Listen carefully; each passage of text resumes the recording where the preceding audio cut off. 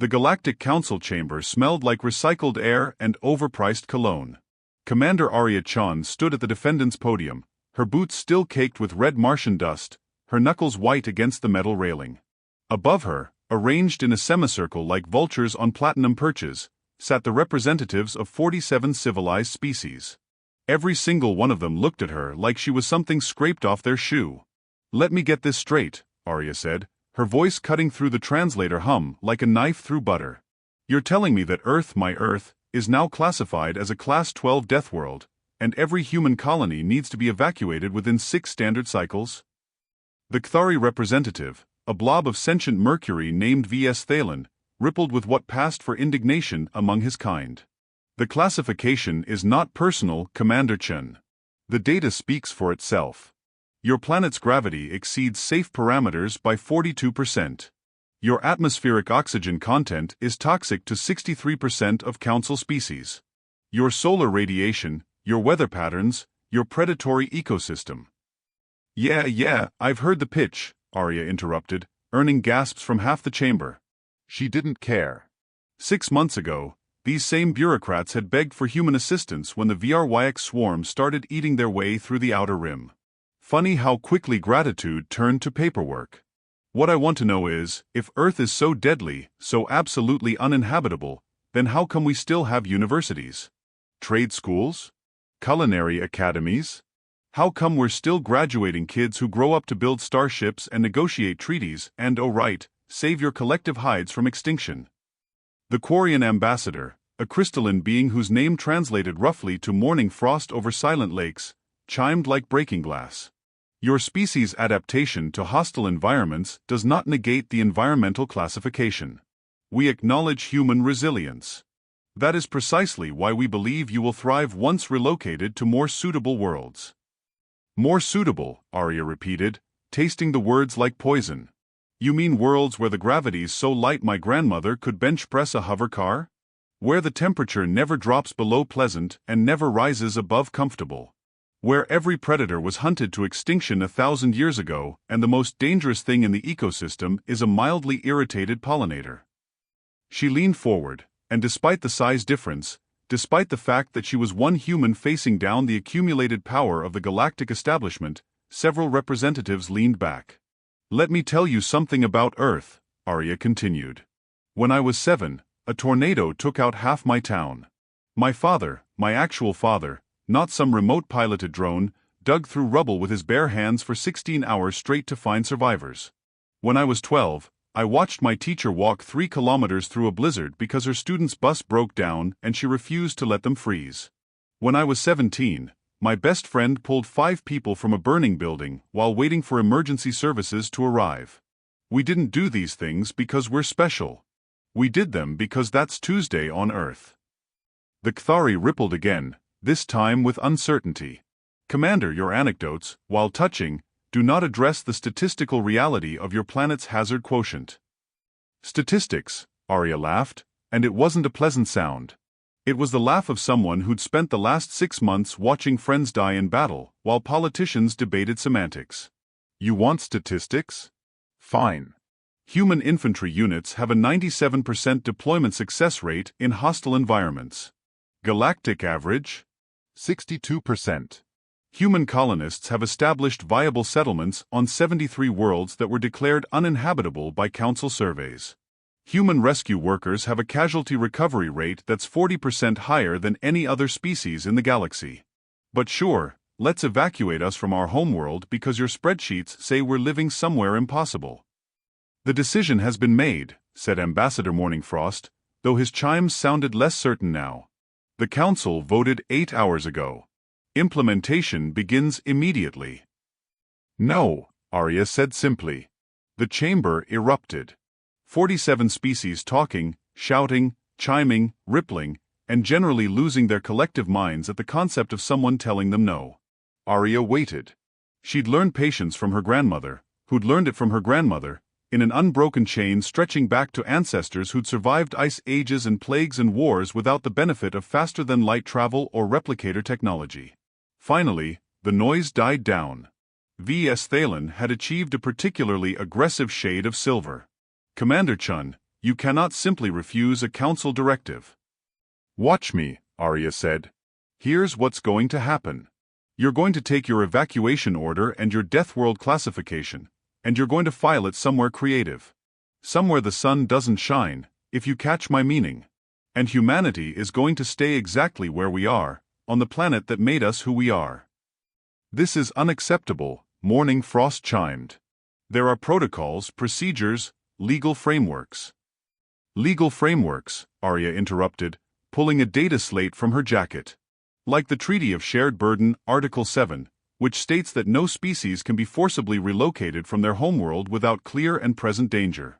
Or the Sentient Rights Declaration, which guarantees self-determination for all recognized civilizations.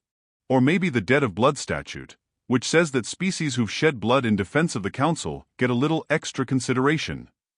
She threw the data slate onto the council floor, where it clattered with satisfying loudness. I pulled those during my 8-hour flight here. Imagine what a team of lawyers could do with a week. The chamber went quiet. Not the shocked quiet from before, but the dangerous kind. The kind where people were actually thinking instead of just reacting. Commander Chen, V.S. Thalen said carefully, "Why are you fighting this so hard? The Council would provide generous relocation assistance. Your people would want for nothing." And there it was. The real question. The one Aria had been waiting for. She straightened up, rolled her shoulders back, and when she spoke, her voice carried every ounce of conviction she possessed. Because you're not offering to save us. You're offering to break us. Everything that makes humanity what we are, everything that lets us do the impossible things you keep asking us to do, comes from Earth. Our stubbornness?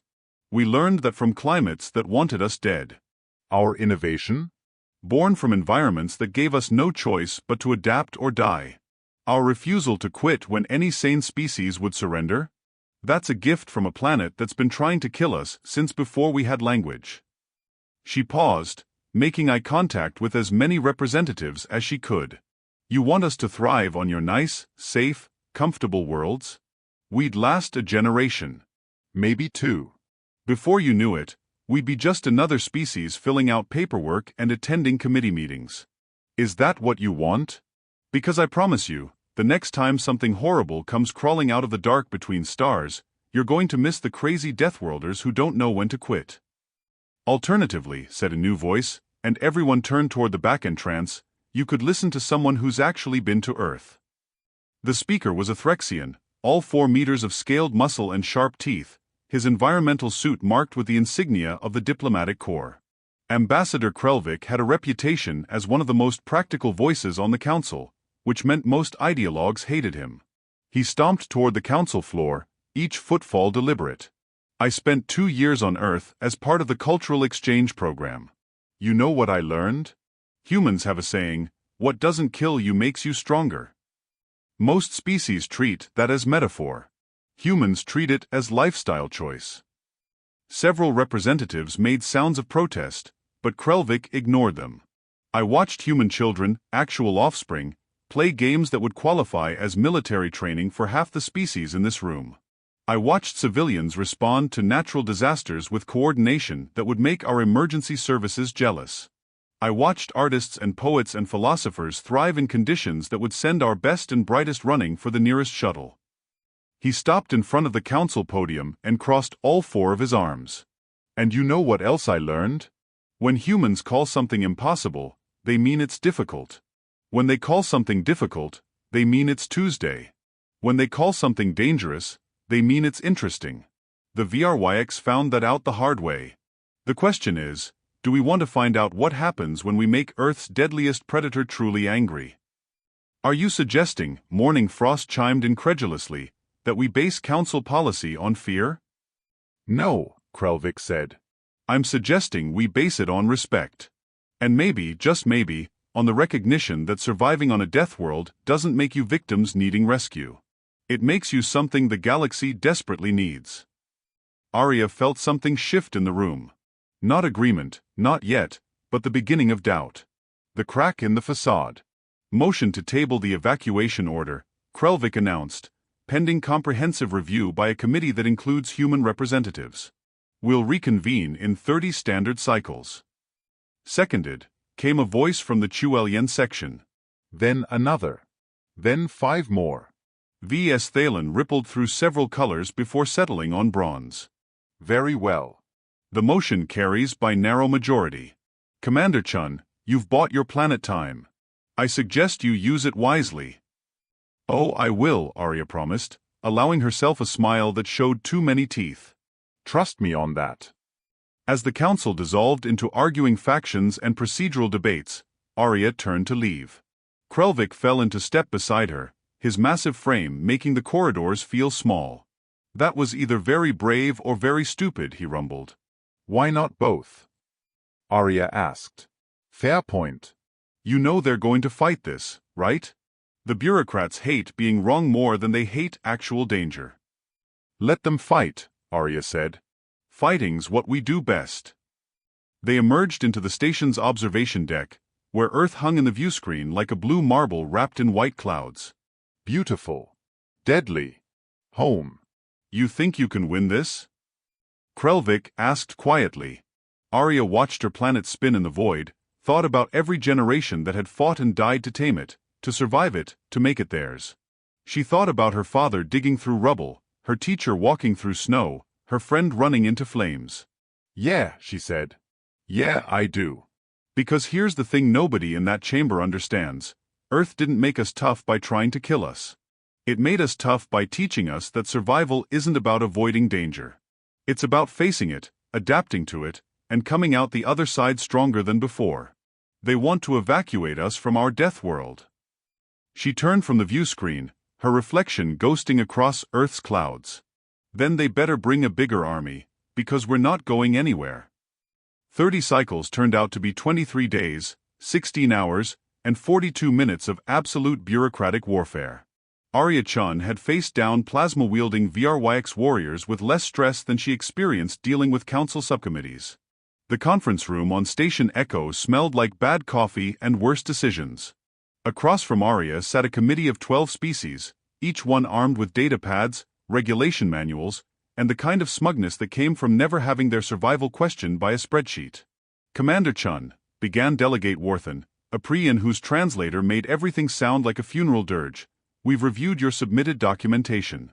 While your emotional appeal was compelling, the facts remain unchanged. Earth's Environmental Hazard Index exceeds acceptable parameters. Define acceptable, Aria said, sipping her coffee. It was terrible, but she'd drunk worse. Had drunk worse yesterday, in fact, during hour 6 of the Environmental Safety Subcommittee meeting. Warthen's eye stalks quivered. Parameters established by 3 centuries of galactic safety standards. Standards written by species who've never had to fight for survival, Aria countered. Your homeworld, Prixia 7, has an average temperature variance of 0.3 degrees annually. You know what Earth's is? 60 degrees Celsius, depending on latitude and season. But we're still here. Still thriving. Still graduating engineers and doctors and pilots who run circles around galactic competition.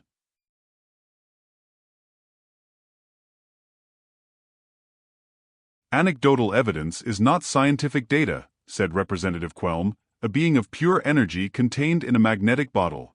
Her voice hummed like a power generator. We require quantifiable metrics. Fine, Aria said, pulling up her own datapad. Let's talk metrics. Human bone density, 40% higher than galactic average due to high gravity adaptation. Cardiovascular efficiency, 60% above standard. Problem solving under stress, off your charts entirely. Recovery time from physical trauma, half the galactic norm. Want me to continue? Those statistics prove our point, Warthen insisted. Your species has been forced to evolve extreme adaptations simply to survive. This is not healthy development. This is environmental abuse. Aria laughed. Actually laughed. Environmental abuse? You're anthropomorphizing a planet. Earth doesn't abuse us. It challenges us. There's a difference. A difference you perceive only because you've never known better, Quelm hummed. We offer you liberation from constant survival pressure. We don't want liberation, Aria snapped. We want respect. And maybe, just maybe, for you to admit that different doesn't mean wrong. The door opened.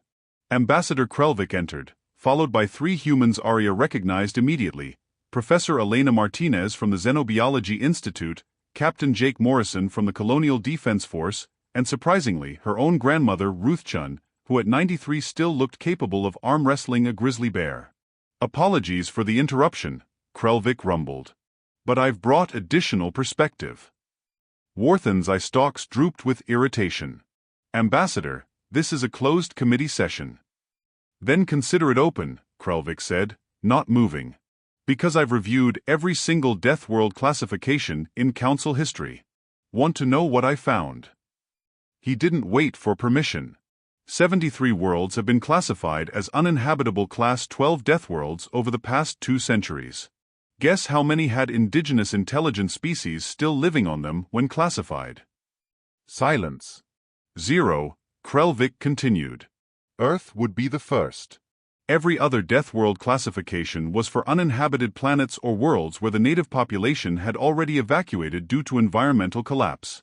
You're not applying safety standards. You're inventing new ones specifically to justify moving humans off their homeworld. That is a serious accusation, Warthen said. It's a demonstrable fact, Professor Martinez interjected, her voice carrying the kind of authority that came from 40 years of teaching. I've spent my career studying xenobiology and environmental adaptation. Every species in this room evolved in response to their environment. The Kthari developed liquid morphology because their homeworld has radical atmospheric pressure changes. The Threxians developed armored scales because Threxia Prime has aggressive megafauna. The Prixians developed sensory redundancy because your world has minimal light pollution. She stepped forward, her gray hair pulled back in a severe bun that somehow made her look more dangerous. Evolution isn't abuse. It's collaboration between species and environment. You're looking at human adaptations and seeing trauma. We look at them and see triumph. Professor Martinez, Quelm hummed, surely you must acknowledge that reducing environmental stressors would improve human quality of life? Define quality, Captain Morrison said. The man had a scar running from his temple to his jaw, souvenir from the Battle of Proxima Station. Because from where I stand, quality of life isn't about comfort. It's about purpose. Meaning. The knowledge that you earned your place in the universe instead of having it handed to you on a silver platter. Spoken like someone suffering from institutionalized trauma, Warthen said. Spoken like someone who knows the difference between surviving and living, Morrison corrected. You want to talk about quality of life? Let's discuss your relocation proposals. Nice climate-controlled habitats. Predictable weather. No natural predators. Sounds perfect, right? He pulled up a holographic display. Except here's what happens to species relocated to low-stress environments. First generation, adjustment period, some psychological issues, nothing major. Second generation, increased rates of depression, anxiety, lack of purpose. Third generation, complete loss of cultural identity, massive spike in substance abuse and suicide rates. Fourth generation, effective extinction as a distinct culture. The hologram showed graph after graph, species after species, all following the same pattern. Aria watched the committee members shift uncomfortably. You're not offering us paradise, Morrison said quietly. You're offering us oblivion with better weather.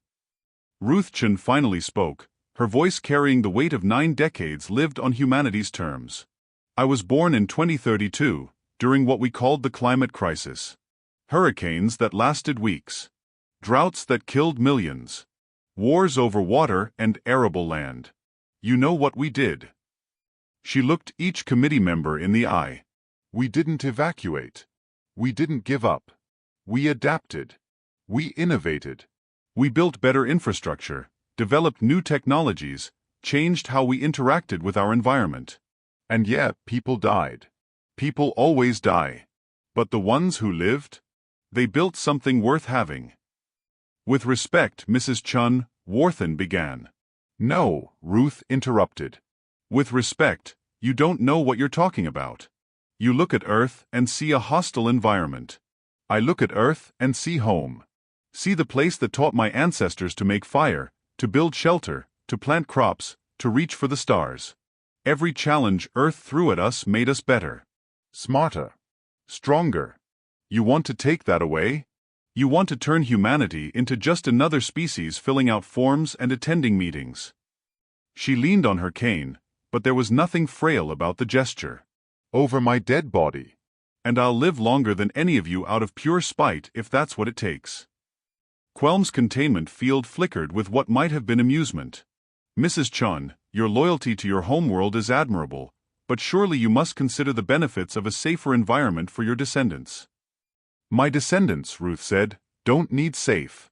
They need real. They need a world that pushes back, that demands excellence, that refuses to coddle them. You know why humans excel at crisis response? Because we grew up in perpetual crisis. You know why we innovate faster than anyone else? Because standing still on Earth means dying. You take away the challenge, you take away what makes us human. Perhaps, Worthen said carefully, that would not be entirely negative. The room went cold. Aria felt rage building in her chest, but before she could speak, Krelvik moved. For a being his size, he could be terrifyingly fast when motivated. Delegate Worthen, he said, each word dropping like a hammer. Did you just suggest that humanity would benefit from losing their cultural identity? I merely implied that adaptation to galactic norms would facilitate integration. Integration, Krelvik repeated. Assimilation. Erasure. Call it what you want, but you just admitted this isn't about safety. It's about conformity. Ambassador, you are overreacting, Quelm hummed, but her field was flickering rapidly now. Am I? Krelvik pulled up his own display. Let me show you something. This is a timeline of human achievement since first contact 30 years ago. Faster than light engine improvements, 47% human innovation. Medical breakthroughs, 62% human research. Military tactics that saved Council forces during the VRYX war, 91% developed by human strategists. Material science, quantum computing, xenodiplomacy protocols, humans, humans, humans. He let the numbers hang in the air. You know why humans dominate these fields? Because they think differently. Because their Deathworld trained them to see problems as opportunities and impossibilities as suggestions. You relocate them to comfortable worlds, you lose that edge. And the next time something crawls out of the dark to threaten the Council, you'll be very sorry you traded innovation for compliance. This is absurd, Worthen protested. We're discussing environmental safety, not military strategy. Everything is strategy, Aria said, standing up. Every decision has consequences. You classify Earth as uninhabitable, you send a message to every species in the galaxy, adapt to our standards or be declared defective. You force relocation, you prove that the Council values conformity over diversity. And when the next threat emerges, when you need people who can think outside your comfortable parameters, you'll find you've bred that trait right out of existence. She walked around the table, making each committee member look at her. But here's what really bothers me. You're not doing this for our benefit. You're doing it because we scare you. Because humans survived something that would have killed any species in this room, and that makes you uncomfortable. It's easier to believe we're victims of our environment than to admit we're products of it. It's easier to relocate us than to expand your definition of acceptable. Commander Chen, Worthen said, you are being emotional and irrational. No, Ruth said, joining her granddaughter. She's being human. And that's precisely what you can't handle. Professor Martinez stepped forward. I move for immediate dismissal of the Deathworld classification pending independent review by a panel that includes xenobiologists, cultural anthropologists, and actual human representatives. Seconded, Krelvik said immediately. This is irregular, Quelm protested. So was classifying an inhabited homeworld without consulting its population, Captain Morrison said. Funny how regulations become flexible when it suits the Council. Worthen's eye stalks drooped in defeat. The delegate knew when a battle was lost. Very well. The committee will recommend suspension of the evacuation order pending further review. But this is not over, Commander Chen. The Council does not change its mind easily. Neither do humans, Aria said. Difference is, we've had millions of years of practice. 6 hours later, Aria stood in the same observation deck where she'd made her promise to Krelvik. Earth spun below, blue and white and perfect. Her grandmother stood beside her, smaller than Aria remembered, but no less formidable. You did good, kiddo, Ruth said. We're not done yet, Aria replied. They'll try again. Different angle, different justification, but they'll try. Let them, Ruth said. Every generation faces something that wants to break them. Ours was climate. Yours was war. The next generation will face whatever comes next. But they'll face it as humans on Earth, the way we always have. You really think we can keep fighting this forever? Ruth laughed, the sound rich and genuine. Sweetheart, we're from Earth. Fighting forever is literally what we do best. The planet tried to kill us with ice ages, plagues, predators, and natural disasters. We're still here. You think some bureaucrats with clipboards are going to succeed where evolution failed? Aria smiled. When you put it that way. Besides, Ruth continued, they need us more than they'll admit. Next crisis, next war, next impossible problem, who are they going to call? The species that evolved in paradise or the ones who survived hell? Us, Aria said. Damn right, us, Ruth confirmed. We're Earth's children, born of fire and ice and everything in between. We don't need their protection. We don't need their comfortable worlds. We need what we've always needed, the freedom to be exactly who we are. And if they can't accept that, well, they've got a whole galaxy to retreat to while we hold the line. Aria watched her planet turn, thought about every human down there living their impossible lives, graduating from schools that shouldn't exist, raising children who would grow up to do impossible things. You know what the funny thing is? Aria said. They called Earth a Deathworld like it was an insult. Like surviving here made us less than them. And? Ruth prompted. And they're right. It is a Deathworld. The gravity will crush you, the weather will kill you, the wildlife will eat you, and the disasters will level cities without warning. It's hostile and dangerous and absolutely unforgiving. She turned to her grandmother, grinning. It's also home. And we graduated from it summa cum laude. Ruth laughed again, squeezing Aria's hand. Now that's my granddaughter. Your great-great-grandmother survived the Ice Age. Your great-grandmother survived the World Wars. Your grandmother survived the climate crisis. Your mother survived First Contact. And you survived the VRYX war. You know what all of us have in common. We're too stubborn to die. We're too stubborn to die on anyone's terms but our own, Ruth corrected. Earth doesn't make victims. It makes survivors. And the galaxy better learn the difference. Below them, Earth continued its ancient rotation, indifferent to politics and classifications and the opinions of species who thought danger and value were somehow incompatible. Somewhere down there, in classrooms and hospitals and military academies, humans were doing what they'd always done, surviving, thriving, and preparing for whatever came next. They called Deathworlds Unlivable, Aria said quietly, repeating the words that had started everything. Ruth finished the thought, her voice carrying generations of stubborn human pride. Good thing nobody told Earth that before we graduated. And in the observation deck of Station Echo, 2 women from the deadliest planet in the known galaxy smiled at the future and dared it to try harder. Because that's what humans did. The end.